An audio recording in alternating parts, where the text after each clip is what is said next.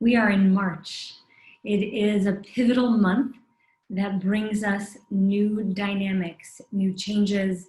What we do in spring is plant seeds, right? So in order to sow whatever it is you're wanting to develop, or create, or bloom, prosper, come to fruition, you must plant a seed in order for that to happen.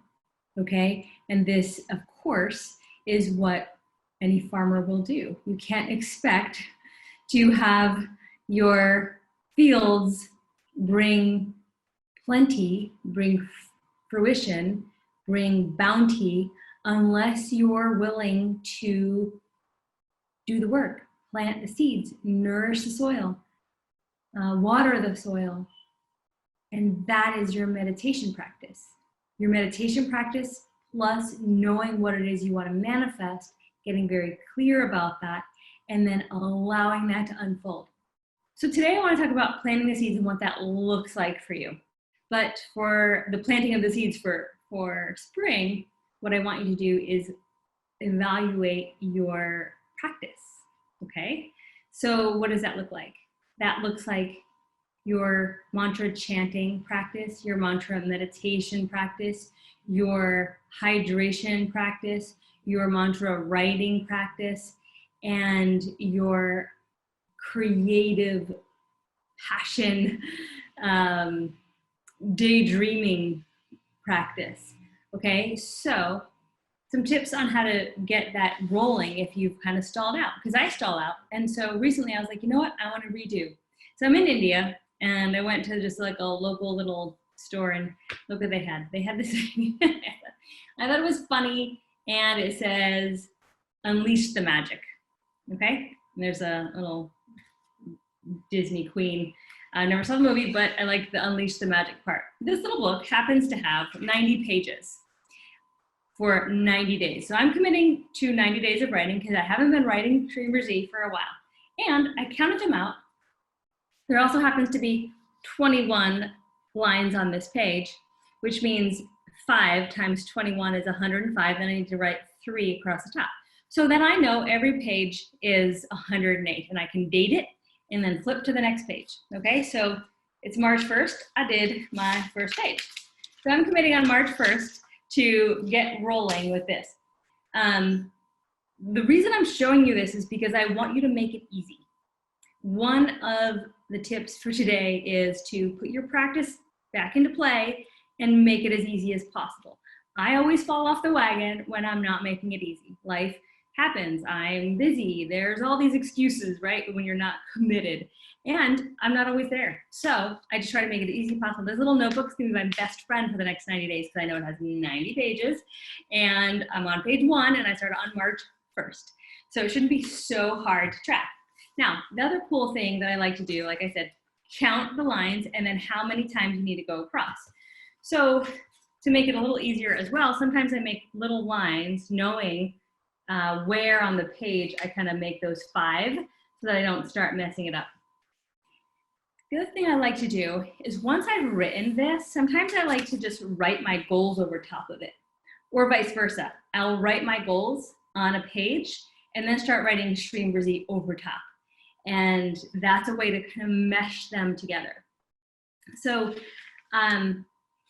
since I don't have enough pages, I want to do the 90 days and I don't have enough pages in this booklet to have a page for my, I guess I could do 45 pages and do 1 page for goal and 1 page for mantra writing, but I want to really commit to the 90 days. So in this case, I could write my goals down first and then write over top. So that's one way. So if you're on board, let's start this 90-day mantra writing challenge. Get yourself a little notebook today, or print out the, I don't know if we have it, I'm pretty sure we do, hopefully we do. We had this page that you could print that has 108 slots in it, where you then know, you just print that, and you can even do double-sided, and then you know it's 1 per day, you just fill that out, okay? And you carry it around with you everywhere. When you do that, it's actually kind of easier because then you can fold it up as small as you want, and you can be like just writing and then opening it and writing, and it can always be really tiny. So if you're like on the train going to work or something like that, or in a meeting or whatever, you always have something that's small enough to keep with you and write, where the notebook is a little larger. So writing, that's a way to plant the seed, the seeds of Shreem Brzee. Dr. Pillai has said so many times that the mantra is a seed that will then grow into a tree. Now, it may not feel like anything's happening. So many times I'm like, oh, where's the fruition? And then when the fruition happens, I'm always like, oh, thank God I did that stuff, even when I didn't think it was happening, because it happens eventually, right? Sometimes, hopefully not always eventually, but more active. But then when I do have something occur, I can look back and say, yeah, it was because I was doing that. But if I got tripped up on saying, well, it's not working because for the last 100 days it didn't work, or the past 10 days it didn't work, meaning didn't work in the sense that I saw the result.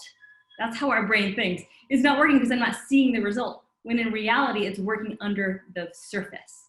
And that's where we need to build trust in the process.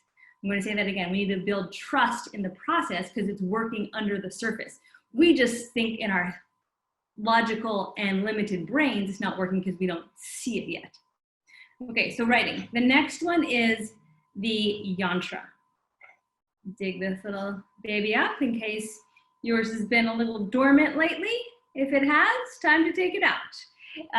So if you're getting maybe too concerned about when to do it, like, oh, it's not Venus Hora, don't worry about it. Any time of the day, just take out your yantra, run it under water, hold it in your right hand and run it under running water. Like turn the faucet on and do that. And then chant Shreem Brzee at least 9 times, pat it down and put it back away, whether it's in your wallet or on your altar. Simple and easy ways to make sure you're getting it done, okay?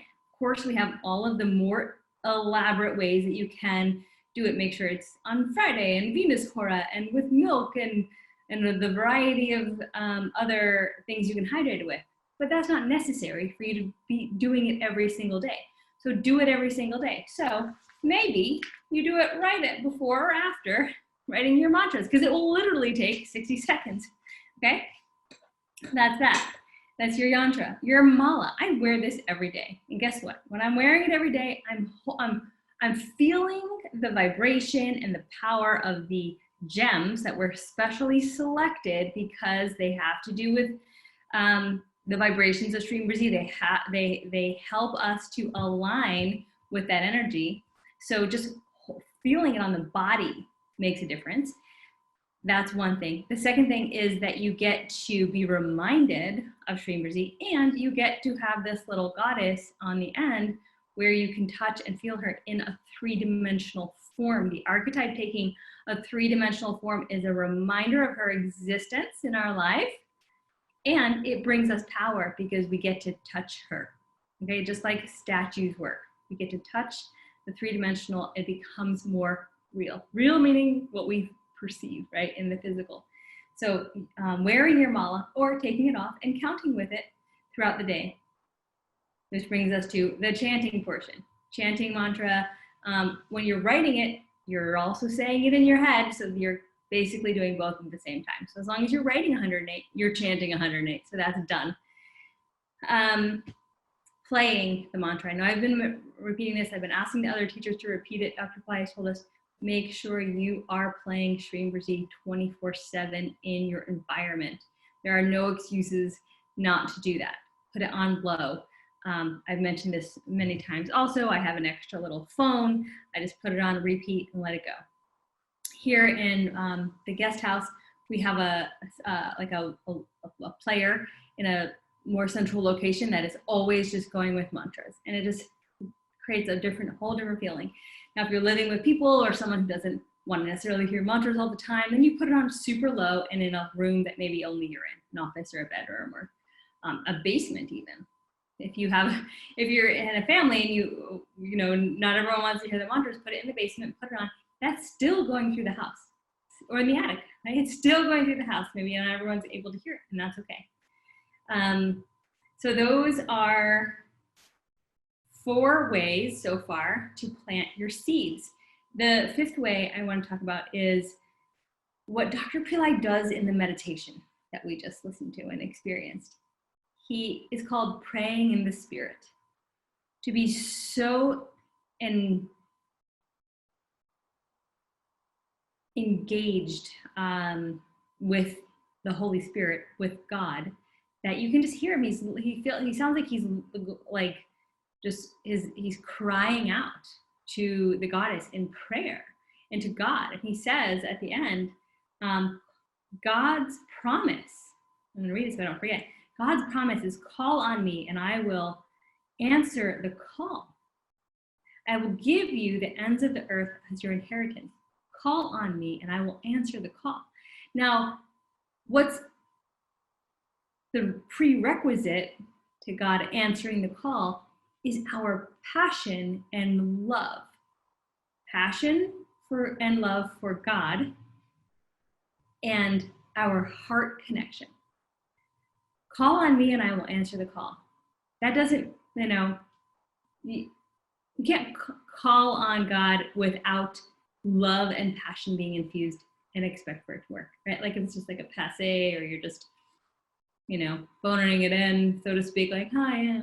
Right? No, it's the way Dr. Pillai did it, where he was totally like in love and bringing the energy of the goddess down to us.